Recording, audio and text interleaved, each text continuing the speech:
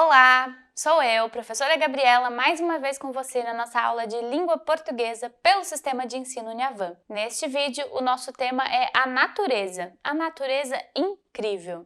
Vamos começar na página 58, observando a imagem que está ali.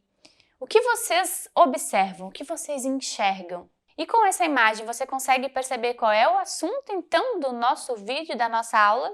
Vamos seguir na próxima página. Página 59, já temos um texto para ler em conjunto. Vamos lá. Você sabia que existem mosquitos fantasmas? Pode tirar o cavalinho da chuva quem acha que vamos falar de assombrações. Queremos apresentar você ao Chalborus, mosquito que passa por uma profunda transformação durante a vida. Na fase jovem, vive na água como larva transparente. Dá para ver tudo por dentro, como nos fantasmas dos filmes. Por essas e outras características é que ele ganhou o apelido de mosquito fantasma. Em alguns locais, como nas lagoas do Rio Doce, em Minas Gerais, estas larvas têm um comportamento interessante durante o dia. Elas ficam quietinhas no fundo destes ambientes, às vezes até enterradas no sedimento. Fazendo isso, elas fogem e se protegem de peixes que as utilizam como alimento. Mas, quando o sol vai se pondo e a noite chega, os peixes não conseguem mais enxergá-las. Então, elas começam a se movimentar, saem do fundo, vão subindo e, com seu apetite enorme, devoram muitos pequenos organismos que vivem na coluna d'água. Comem tanto que rapidamente elas crescem e engordam. Para capturar o alimento, pode-se dizer que estas larvas utilizam uma estratégia de emboscada. Ficam paradinhas, quase imóveis, só aguardando uma presa passar. É que, quando nadam, as presas criam vibrações na água e as larvas detectam esse sinal. Aí, com suas antenas e mandíbulas, capturam a refeição, abrem a boca e nhaque. O cardápio é bem variado. As maiores e mais velhas costumam se alimentar de zoolâncton, animais microscópios que vivem na coluna d'água, como as pulgas d'água. As menores e as recém-nascidas comem algas. Para os cientistas, o mais interessante é que a transparência possibilita ver algumas estruturas internas do corpo do inseto. Eles conseguem identificar, por exemplo, que as larvas têm pequenas bexigas de ar que regulam sua flutuação. Mas você deve estar se perguntando o que acontece depois de tanto comerem? Ora, curiosas larvas transparentes viram pupas e, em seguida, mosquitos adultos que são comuns. O Chalborus não se alimenta de sangue, portanto, não é vetor de doenças. Chama a atenção, porém, o fato de que, às vezes, voam juntos para fora d'água, formando uma verdadeira nuvem. Logo, eles acasalam, depositam ovos nas lagoas e, a partir daí, você já sabe, nascem outras larvas e a história recomeça. Muito legal, né? Eu não conhecia sobre esse tipo de mosquito. Vamos voltar no início do texto para rever as palavras que têm um significado diferente e que estão em destaque. Na página 59, nós temos a palavra larva, que significa o animal no seu primeiro estágio de desenvolvimento. Na página 60, temos duas palavras em destaque. A primeira é capturar, que significa pegar. A segunda é mandíbulas, que são os ossos que estão na arcada dentária. E na página 61 temos mais uma palavra em destaque, pupilas, que são os animais que deixam de ser larva para passar para a fase adulta. Vamos agora responder as questões sobre esse texto que acabamos de ler. A pergunta número 1 quer saber para que serve esse tipo de texto que lemos. A. Para ensinar uma experiência. B. Para divulgar um acontecimento. Ou C. Para conhecer uma espécie de mosquito. Pergunta número 2. O mosquito que é citado no texto é realmente um fantasma? Questão número 3. Onde o mosquito vive quando ele é jovem? Seguimos na página 62 com mais algumas perguntas sobre o texto. Questão 4. Por que o mosquito é chamado de fantasma? Questão 5. O que os mosquitos fazem para capturar, para pegar uma presa? Questão 6. O que acontece quando esses mosquitos crescem? Questão 7. O que os cientistas acham de interessante nesse tipo de mosquito? Letra A. Eles não se alimentarem de sangue. Letra B. Eles serem transparentes. Letra C. Eles serem silenciosos. E a última pergunta, questão número 8, quer saber o que vocês acharam sobre esse mosquito. Qual é a opinião sobre essa história que vocês acabaram de ler? Vamos continuar nosso conteúdo na página 63. Temos uma imagem para analisar.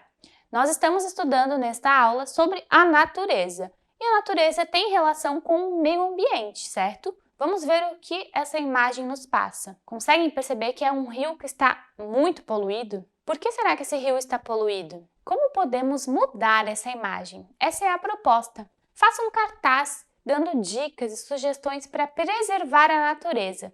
Com a ajuda de um adulto, pesquise e depois desenvolva o seu texto e os seus desenhos. Vamos seguir nossa aula na página 65. Nosso conteúdo agora é a escrita com a letra O e a letra U. Tem diferença?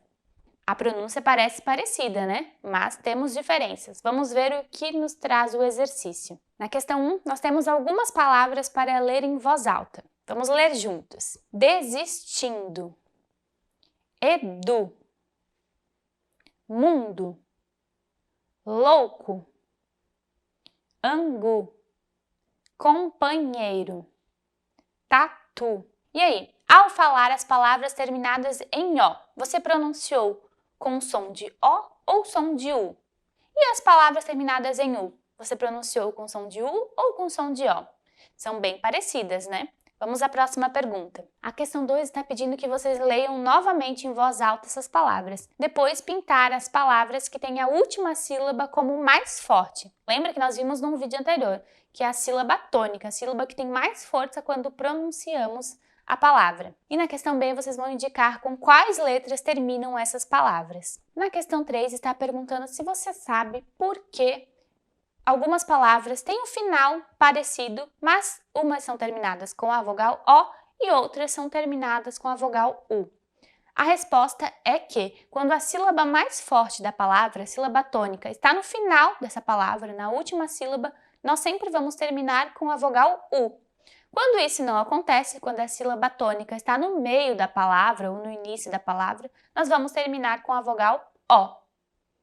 Vamos fazer os exercícios da próxima página sobre isso. A questão 4 temos várias palavras que está faltando uma letra. Vocês devem ler e preencher com O ou U. Questão 5, vamos voltar às palavras que vocês preencheram as letras que estavam faltando na questão anterior.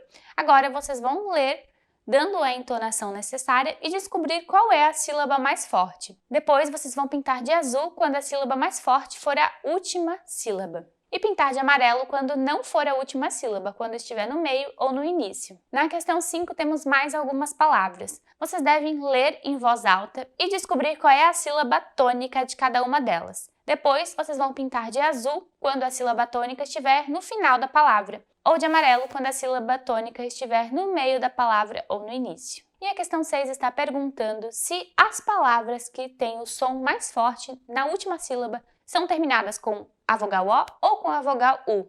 Já falamos sobre isso, você deve saber a resposta. Seguimos na página 67. Agora o nosso conteúdo é a diferença entre a vogal E e a vogal I. Vamos ao exercício. Observem na questão 1 que temos várias imagens. Vocês devem escrever o nome dessas imagens logo abaixo. Depois de escrever, leia em voz alta cada palavra e verifique como é a pronúncia do final da última sílaba dessas palavras. Todas elas têm a mesma força? O que você notou de diferente? Seguimos na página seguinte. A questão 2 está pedindo para que vocês escrevam as palavras que terminaram em I na primeira coluna e as palavras que terminaram em E na segunda coluna. Questão 3, temos algumas alternativas. Vocês devem ler e colocar se elas são verdadeiras ou se são falsas. Letra A. Quando a palavra termina em I, a última sílaba é mais forte. Letra B. Quando a palavra termina em E, a última sílaba é mais fraca e tem o som de I. E letra C, tanto faz a palavra terminar em E ou I, pois escrevemos da mesma forma. Qual a sua opinião sobre essas alternativas? A questão 4, temos mais algumas palavras para ler em voz alta e tentar descobrir qual é a sílaba mais forte. Depois, na letra A, está pedindo para que vocês pintem quais são essas sílabas mais fortes. E na B está perguntando quais são as terminações dessas palavras com as sílabas mais fortes ao final, E ou I. E como você viu nos exercícios, sempre que a sílaba mais forte estiver no final da palavra, nós vamos terminar essa palavra com a letra I. Do contrário, quando a sílaba mais fraca for no final, nós vamos terminar a palavra com a letra E. Agora, no exercício 5, então, vocês vão pesquisar em jornais ou revistas palavras que terminem em E e I. Na primeira fileira, está pedindo que vocês recortem palavras que terminem com E e tenham o som de E. Na segunda fileira, palavras que terminem com a letra E, mas tenham o som de I. Depois desse exercício, nós vamos encerrar o nosso vídeo e continuamos esse assunto no próximo vídeo em outra aula. Tchau!